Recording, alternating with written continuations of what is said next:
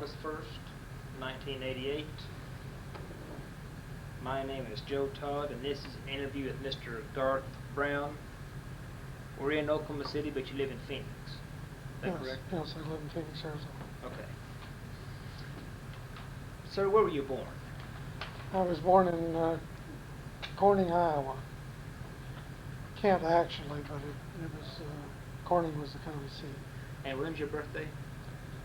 February 16th, 1920. Who was your father? Stanley Brown. Stanley Brown. And your mother? Ethel Brown. What was her maiden name? Wixom, W-I-X-O-M. And where were they from? Well, father came from Illinois and mother was born in Iowa. My mother was 101 in January, still living. Still living? They still live in Iowa? No, she's in Phoenix, She's in in nursing Phoenix. home. Okay. Where were you living when you joined the Navy? In Iowa. In Iowa. Corning, Iowa. And why did you join the Navy? Well, I sort of figured that was one thing way to have a job, and jobs were hard to come by in those days, and Navy was good pay. I had a relative in the Navy, and he'd been home and told me how wonderful it was. So I thought, well, there's a chance, and I also figured that Hitler wasn't going to stop, and we were going to get into it, and I wanted a nice, comfortable seat before it started. So. And when did you join the Navy? What date? June 16th, 1920.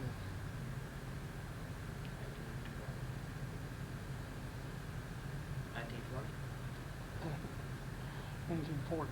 1940. Where'd you go for boot camp? Great Lakes. Great Lakes. Tell me about boot camp.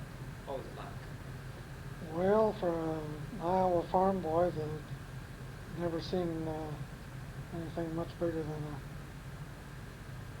a tadpole pond, why the Great Lakes was a big body of water, but it was discipline, and I don't know, it was pretty strange for a farm boy to be under that much military discipline, and you had to get up at a certain time, and the food wasn't like mother cooked.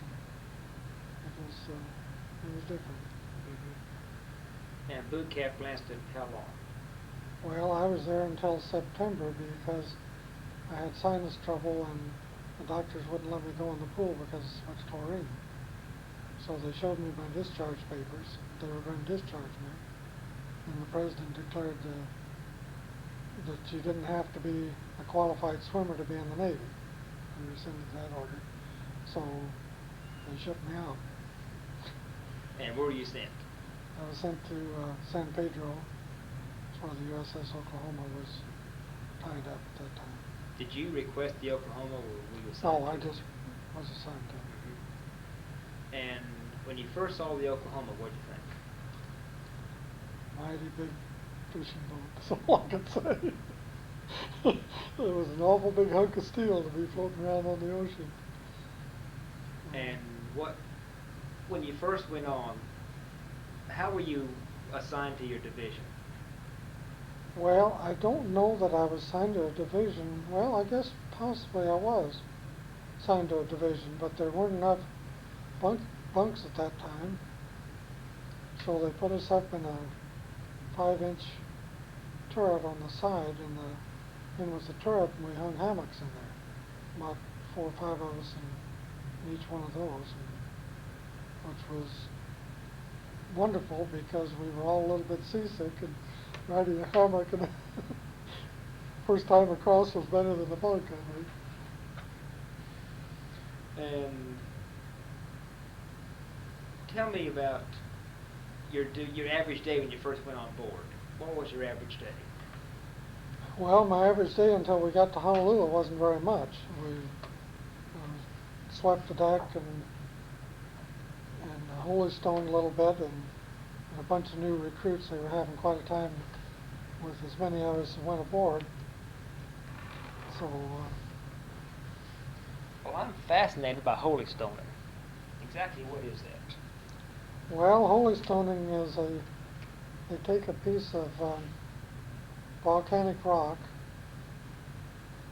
a square like a brick, and then they sort of hollow out a little place on one side of it.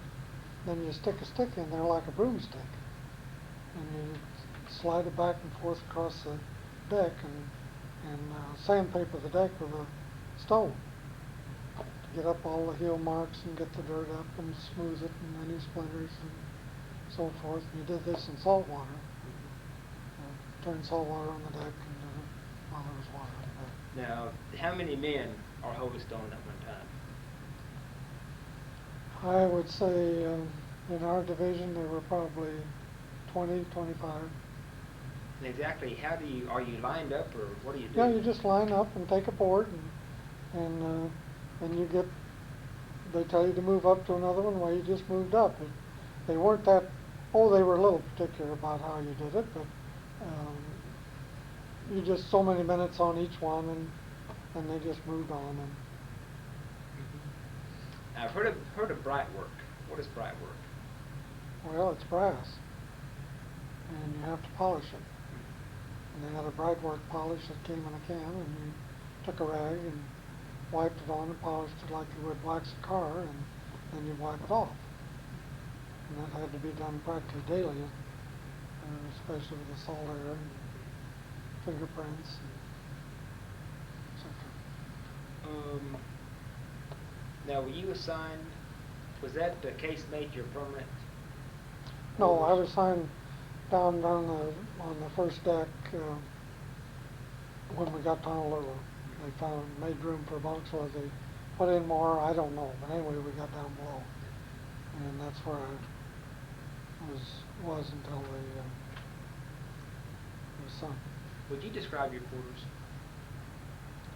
Well, the best I can describe it, it was just a large room with a lot of bunks in it. The bunks were attached to steel poles, vertical steel poles, and they were hinged one to the pole, and then the other side had chains holding the bunk up. Well, in the daytime, when you weren't in your bunk, they lifted all three of those bunks up and fastened them up so they'd stay up so you could sweep the floor and clean up and so forth. And then when you got ready to go to bed, why, they let them all down, which took up a lot of room. And the tables were put on hangers on the overhead to get them out of the way. I was going to ask about your meals. Well, on the U.S.S. Oklahoma, they were fed family style, which meant they had, I think it was 4 containers, like pots, and they would stack on top of one another, and you could put those in a carrier. And the mess cooks would go to the galley, get one filled with mashed potatoes, another with gravy and vegetables, and etc. And they'd stack them up and bring them down and set them on the table. And the head of the table was the first class, petty officer, and then the second and third. And of course, that's where the food started. It was the first class. Then it went around the table. Of course, if you ran out and the fellows were hungry, well, the mess cook could go back and try and get some more out of the galley. And it was fed that way, and the mess cook cleaned up the dishes and the silverware afterwards and put the tables away. Now, did you serve your time as mess cook? Yes, I think I was probably valuable enough to the first class that didn't want me to. I came down to everybody else had served, so you had to. Now, when you say that you were valuable to the first class, what do you mean? Well, I was a good worker. Okay. I didn't hide and didn't shirk. I was always there, and some fellows would take their time and goof off and go to the bathroom a lot of times during the day. Now, what type of work did you do? When you say that you were a good worker, what? Well, of course, the holy stoning was part of it. Putting up the awnings when we were in port was another main thing. I was the signalman for the aircraft when they landed. We had 2 pontoon airplanes, that we'd send out scouting. And when they come back and land, why, I stood up on the side up of the radar, or the rangefinder, and signaled for them to when to speed up and so forth to get on the skid. Where was your station during general quarters?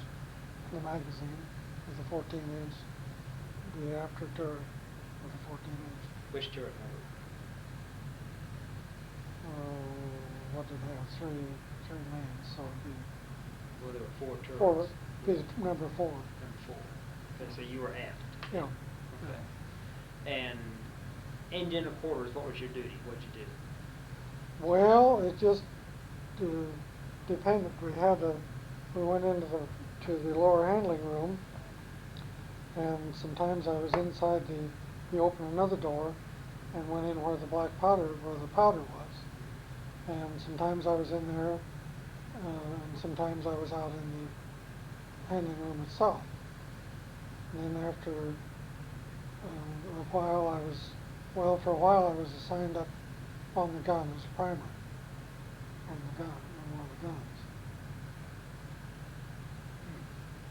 Now, you say the guns, that's the 14-inch guns? Yes.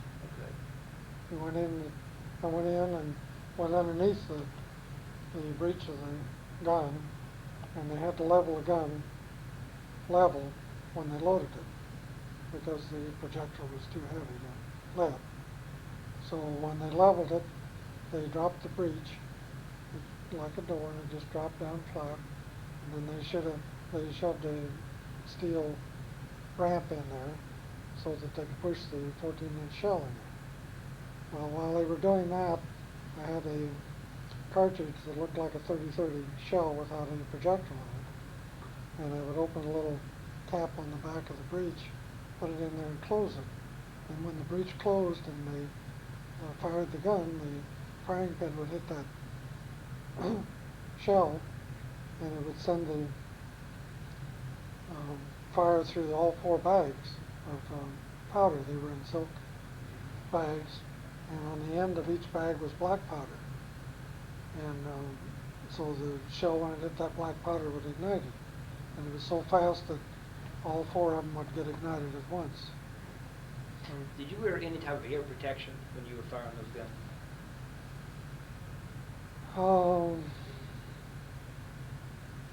I probably had cotton on my ears when I was up in the turret, yes.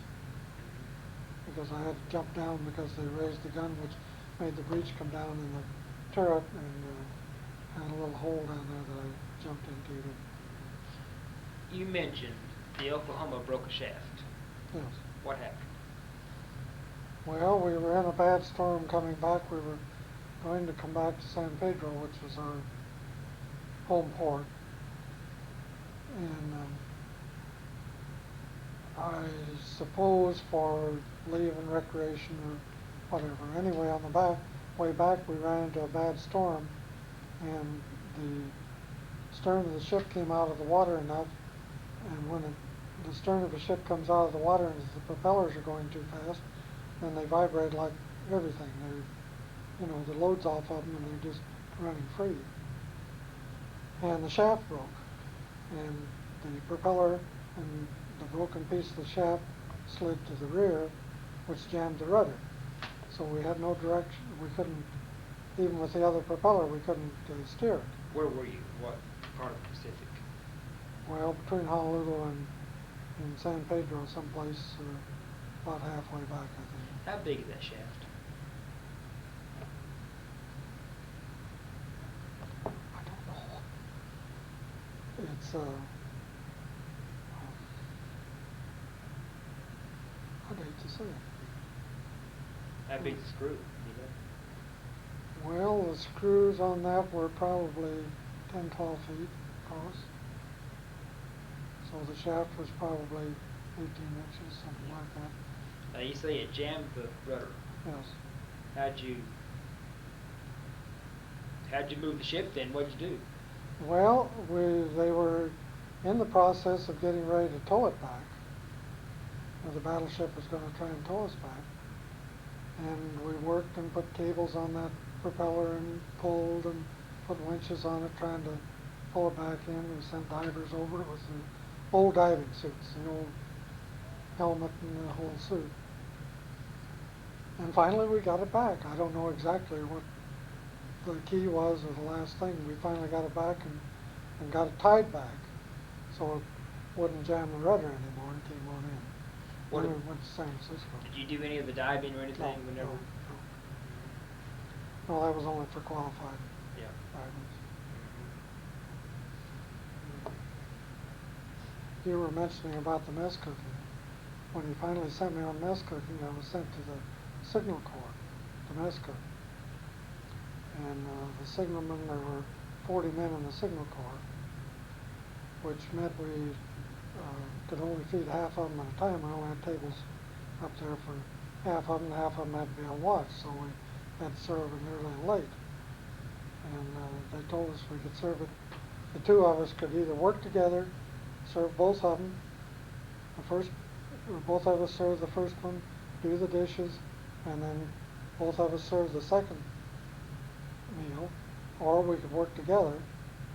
And we decided we could finagle more by working together, so we worked together and we got in good with the bakery, so that every night we was on, we went up to the bakery and would con them out of a cake or pie or something, and then along about 9, 10 o'clock we'd take it up the bridge. They weren't supposed to have food up there, but we'd take it up so they could have cookies or cake or something with it, which we made more money in tips. Now you tipped the mess cook. If he was real good, you tipped him good. So that made him sort of work a little harder. We made more money in tips than we did our salary. Did you know Paul Goodyear, Nelson Gladwell? No, I did not. Okay, they were in the Signal Corps in the Oklahoma. Well, names that after this many years, I just... Yeah. Speaking of the bridge, what's in the rooms on top of the towers on the Oklahoma? Oh, those are lookouts. That's just what they On use the for- tripods, you Yeah, mean? the tripod masts. Yeah, those are lookouts. They have binoculars up there, and the fellows went up there 24 hours a day. They stood watch up there because we had no radar, and you could see farther from up there than you could down on the bridge. So. Did you ever serve watch up there? Yes, I served watch up there. But, Without radar on night maneuvers, how do you see the other ships at night? well, sometimes you didn't. We come awful close many times of hitting another ship, except they had certain areas to, they'd go so many degrees and then they'd turn so many degrees, and that's the way they were supposed to maneuver. And this was all prearranged before dark by signals or radio, and if someone had to turn for some big reason, we did not have radio silence, so we used the radio. Yeah. And also lights. They had the blinker lights to communicate at night. I understand the Lexington and Oklahoma almost collided one time. Were you on board then?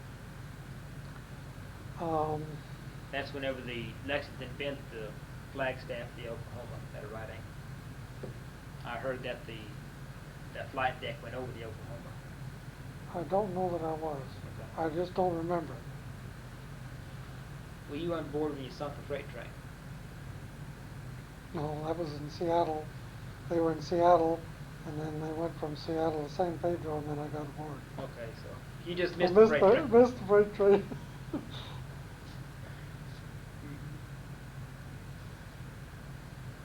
Did you know Captain Ford? Yes, I did. What kind of man was he? He was a maverick. He was an enlisted man, came up through the ranks. He hated gold with a passion. And many a time that he would go on the loudspeaker and call my name and my first class and a couple others to get on the bridge on the double. And I made the mistake the first time of cleaning up before I went up. He got bowled out real good. He said, I don't care whether you're greased from one end to the other. He said, when I call for you, I mean now. He'd get mad at the officers and kick them all off the bridge and call for enlisted to come up and run. You don't remember where he was from? No, I don't. I just don't. He served in, no, I can't tell you. Someone told me that the Oklahoma was not as regulated as some of the other ships. It wasn't as regulated in one fashion that we had fresh water all the time. Some of the other battleships, their engineering officers couldn't keep fresh water, so they would shut off the showers. You had to take saltwater showers. And the drinking fountains were shut off certain times of day because the engine came first. They got the fresh water, and after it went through the boilers, then you drank it or bathed in it or used it that way. And it wasn't, they were strict, they were military, but I always contended that I could get along and without any trouble if I knew the book and lived by the book. Why did the Oklahoma always have fresh water when the other battleships didn't? Well, the engineering officer was capable of keeping his evaporators going and making fresh water at all times. Some of the others couldn't. What was his name, do you know? No, I can't tell you his name. I've also understood that on the Oklahoma you could have tailored uniforms. If they weren't too drastic. If they weren't too drastic. And in fact, I had a locker in Honolulu and would go over and change into civilian clothes. Because I didn't, of course they knew I was military over there was no doubt about it, but I wasn't in with the main part of them, and I went out and flew, got my pilot's license in Honolulu.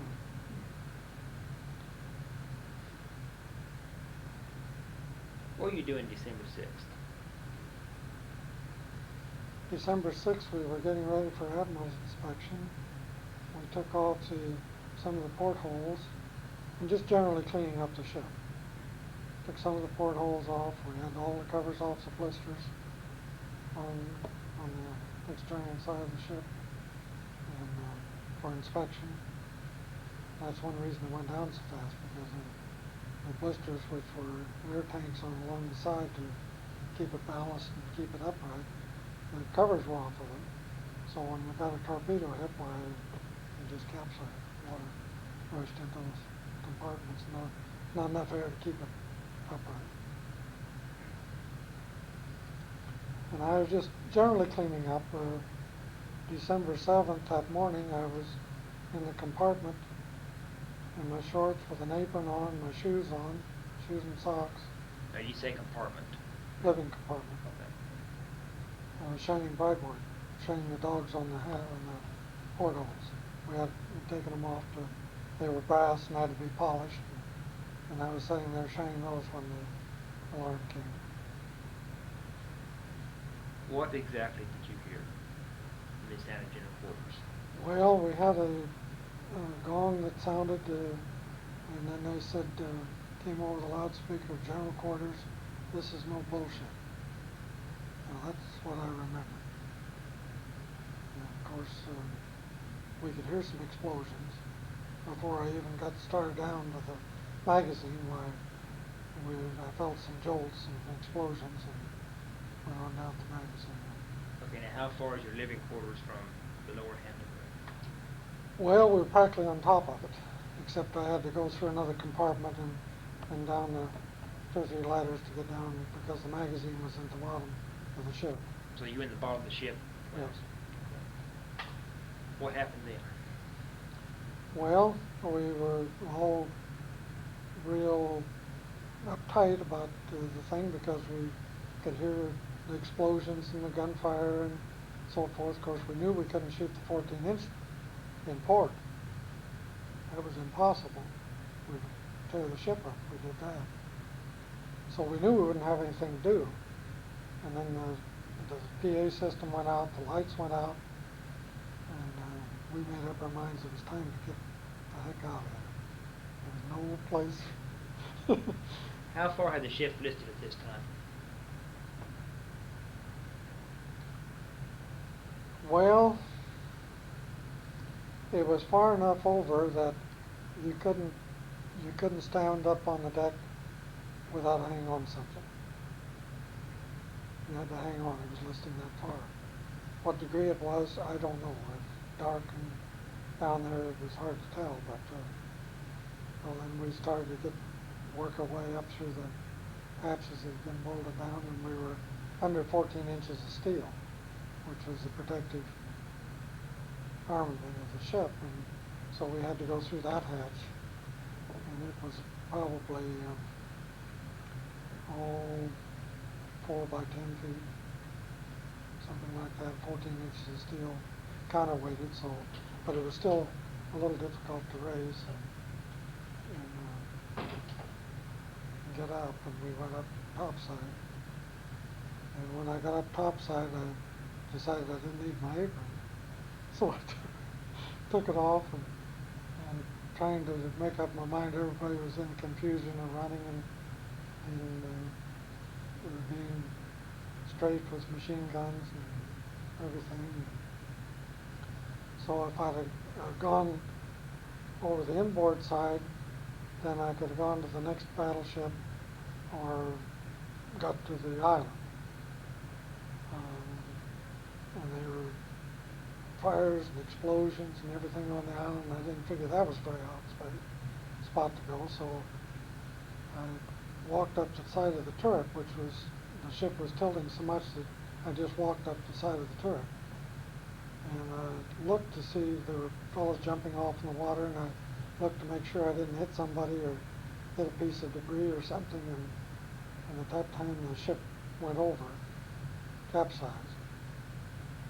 And I didn't think I'd ever come up because of the turbulence of the water and the things. And of course I was covered with oil, and because oil is the first thing you get on you when you hit the water. And I came up and found a piece of wood to hang on to. I needed it. I was not a qualified swimmer. So the turbulence actually drove you down? Yes. Suction and turbulence. How long were you under? Oh, it seemed like an hour. But about as long as I could hold my breath. And I was fighting to get to the top, and I came to the top. And found a piece of wood to hang on to. Whenever you were still in the lower handling room, you decided it was time to get out. Was it difficult to orient yourself to know exactly where you were? No. So you knew exactly which way to go? Yes. Because I knew where I'd come from. I was hanging on to the bulkhead, things on the bulkhead I could hang on to. And I knew that the ship, which way the ship was listing, because it was already listing when it went down. So I knew that was no way to go out, because the water was coming in on that side already. It split the seams, and I don't know whether we got that hatch dogged down or not. It may have been still open on that side.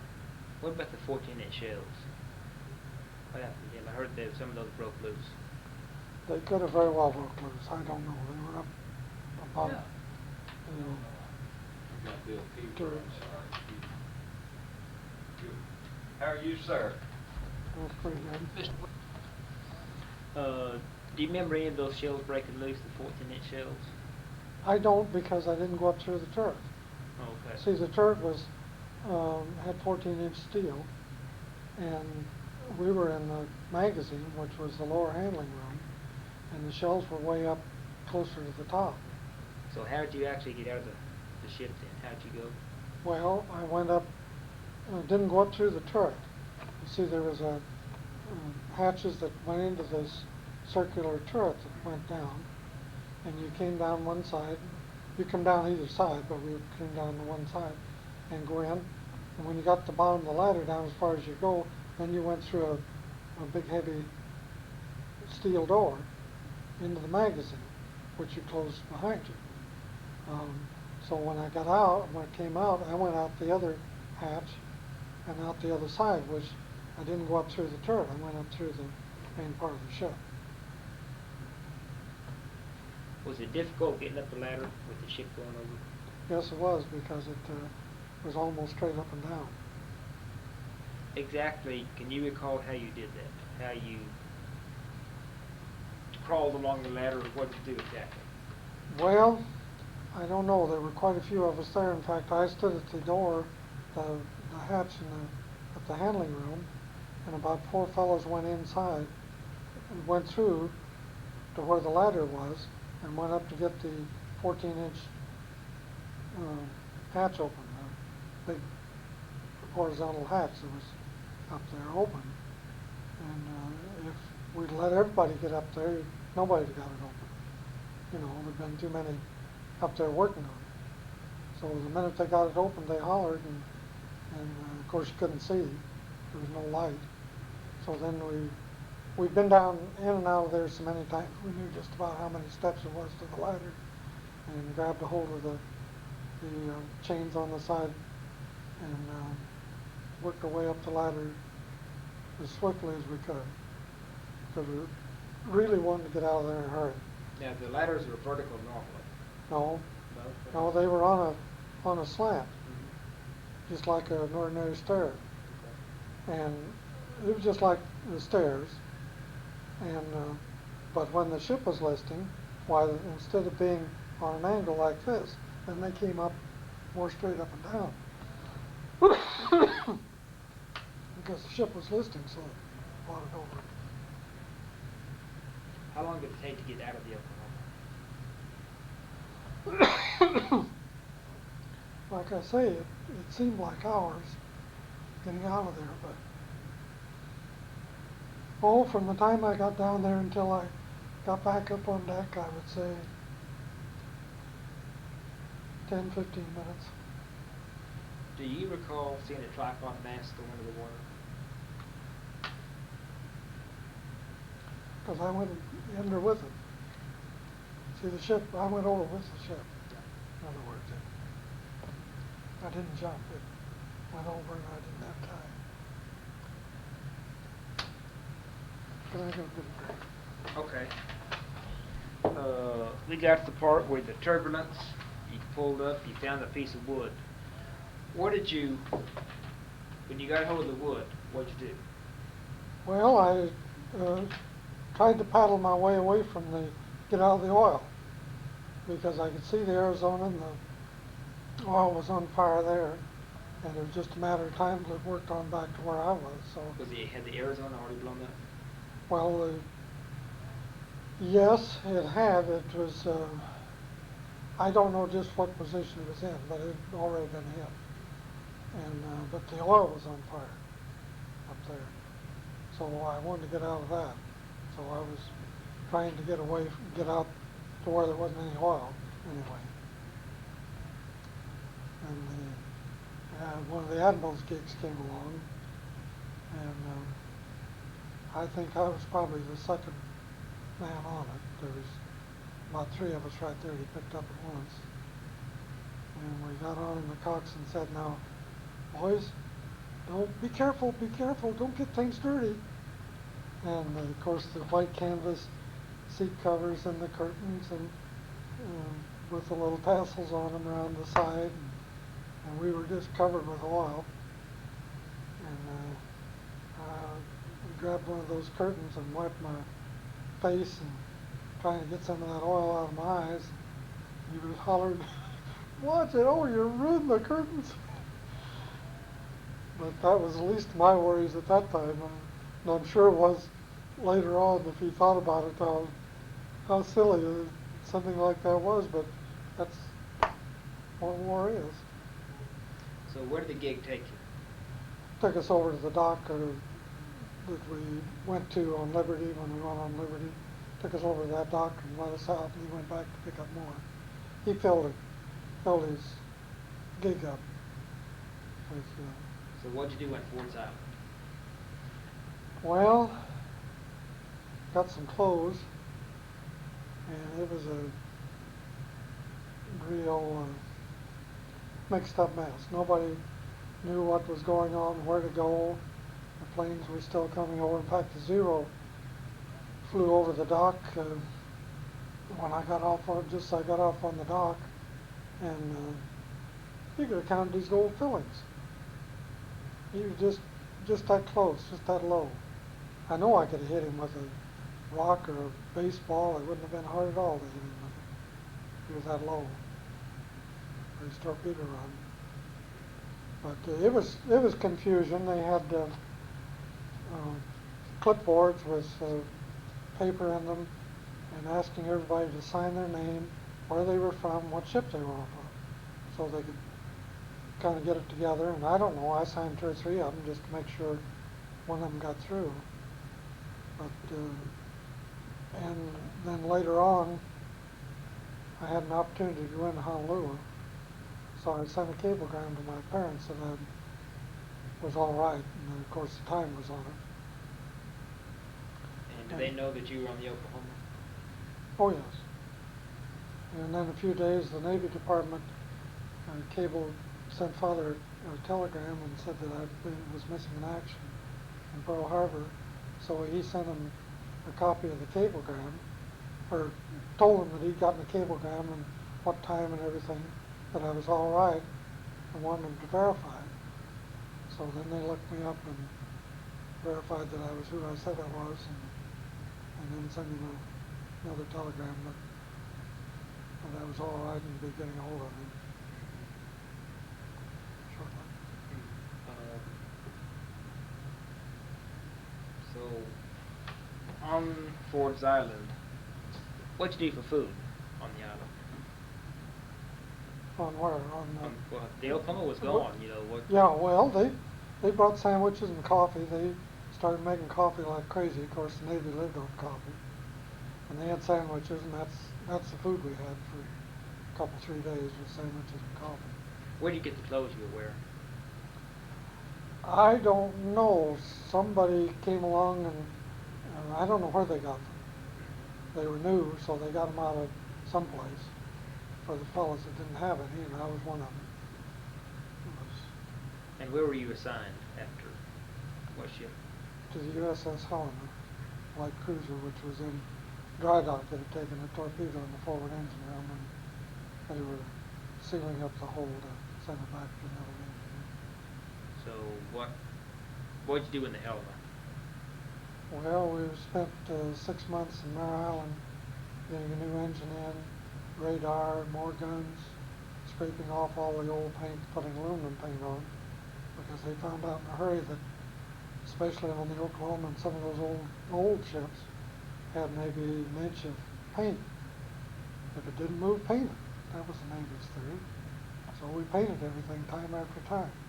Well, when that caught on fire, well, it made quite a fire. So they scraped all that off the helmet and put aluminum paint on. And, so then we went out to Guadalcanal and went through all the Guadalcanal campaign. Were you there for the invasion of Guadalcanal? All of it. Tell me what you did there at Guadalcanal. Well, I was in every battle at Guadalcanal and Tulagi.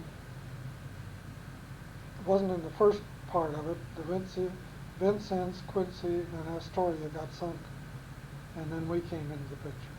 And then we went through the whole deal, and I was a gunner's mate on one of the 5-inch guns. What does a gunner's mate do? Takes care of the guns, does everything with the guns. Maintenance and all that? Maintenance, hydraulics, greasing, making sure it's sighted in right. We usually had key positions. I was trainer. When you're in combat, what do you do in the guns? What does a gunner's mate do in combat? Well, I was a trainer in combat, and I would train the ship in which direction it went. The pointer elevated or depressed the barrels, but I trained the turret. Well, that's right to left? Yes, Yeah, right to okay. left. And of course, during the battle, you just trained, matched up with the radar and locked it in, and it just followed wherever the radar went. It followed it, so you didn't have to stay right with it. I helped other fellows. They got tired or something. I'd jump in and pass ammunition or whatever. But mainly the gunner's mates took care of the main parts like that, and then were there to fill in for anybody that got hurt or too tired or sick or something, where we jumped in and helped. Did the Helena make it to the war? It was sunk at Kula Gulf in 1943, July of 1943. Were you on board? I was on board. What happened? Well, we were in night battle, and we were so good at our job, you might say. I like to brag a little bit, but we were so good at our job that we were a ball of fire when we were in battle. That's all you could see, just a big ball of fire. And one of the Japanese ships came in and torpedoed us and sank us in Kula Gulf. And I got in the life raft, was in the life raft 72 hours, was on a Jap-controlled island for 7 days, running from the Japanese, and then was picked up by a landing force in reverse. They brought the landing craft in. There was 163 of us made the island, and they picked us up and took us back to What island were you on? Vella La Vella. How'd you escape the Japanese? Well, the natives were on our side. There was an Australian Methodist missionary on the island as a coast watcher, and the natives were on our side. And between him and the natives, we couldn't speak their language, but he could. And they took care of us and fed us the best they could, and kept us away from the Japanese. And then we went out and were picked up about 2 o'clock one morning. Real dark night. What was the missionary's name? Do you remember? I don't know. So the natives hid you in the daytime? The Well, Japanese? we really didn't. We just didn't make much noise. We were up on top of a mountain, and the Japanese they had a garrison of men on there, and they patrolled the beach every day. And the natives would walk about 5-10 feet off the beach and behind the Japanese. There were usually 2 or 4 Japanese on a patrol, and they kept track of the Japanese. If the Japanese came inland up the path or something, they didn't get very far because the natives just killed them. Separated their head from their body. Those corn knives were very effective. How'd you make contact with the Americans to be picked up? Well, the radio went out, but the natives volunteered to take their dugout and travel about 150 miles in their dugout back to our base to notify them, and then they came back with the landing ships to guide them into where we were at because it was an enemy territory.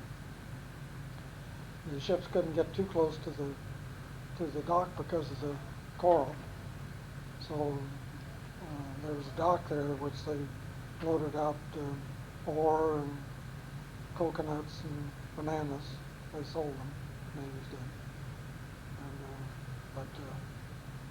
so that's the way we got out of that one. And again, I was reported well, my wife didn't know where I was at. We weren't married at that time, but we were engaged. And she went to she worked in the office, and she went to the restroom and picked up the Life magazine. And there was a full-page spread and a picture on it. So she knew I'd made it away from back to civilization. There was a life photographer on the ship that picked us up, and I got wind of it and got in the picture, and I was in the second row. How'd you get off the Helena when it was sinking?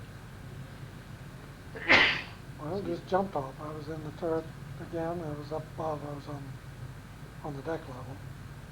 And got out, and we got the life rafts over the water, and I went over the side and got in the life raft. That's where I stayed for 72 hours. The Japanese didn't take any prisoners then? No. Our destroyers came by and picked up a whole bunch that night. And I was alongside the destroyer, but they got a service contact and had to quit picking up fellows and said they'd be back. And they never got back to where I was at. So you floated to the island? It took us 72 hours. And what was the name of the island? La Bella. Lavella? Yes. Oh, it's on your hat, yeah. Yeah. Mhm. It's, well, Lavella, Lavella. Where were you on VJ Day? in setting in the fire station in Phoenix, Arizona. I was discharged in July of 1945, medical discharge. And I'd gone to Phoenix and joined the fire department in Phoenix. Did you celebrate that day? Yes. What'd you do? We just hollered and yelled, blew the sirens and everything else at the fire station. It was quite a glorious day. Whenever anyone mentions the Battleship, Oklahoma, what do you think of? Well, it's like losing a member of the family. To lose it, it was the first ship I was on. It was a big ship. I didn't know very many men on it because I hadn't been on it too long, but it was sort of sacred to me, and I get kind of mad about it because the Japanese came in and sank it. How would you compare the Oklahoma to the other ships that you were on? Well, I would say the Helena was the fightingest ship. We could put out more rounds of ammunition in a given time than any other ship in the fleet. I was never in a battle with the Oklahoma. We were a good ship. We got our share and more of honors and so forth as being efficient and target practice and everything else. And, I would say I don't think I would have wanted to trade to another ship in the fleet at that before the war. I was happy with it. We were doing a good job. It was a big ship. I was very happy with it. Whenever you heard that they raised the Oklahoma and it was sold for scrap and was sunk while being towed back, what did you think when you heard it sunk in mid-Pacific? Well, I thought, good. It died. It should have a proper funeral, and the sea is the place for it. And I was very happy that it sunk. I know they lost money in scrap iron, which we needed at that time, and it was a big financial loss. But I was happy that it found a rightful grave. Well, Mr. Brown, I think we have a good interview. Okay. Thank you. Appreciate it. Appreciate the opportunity. Yes, sir.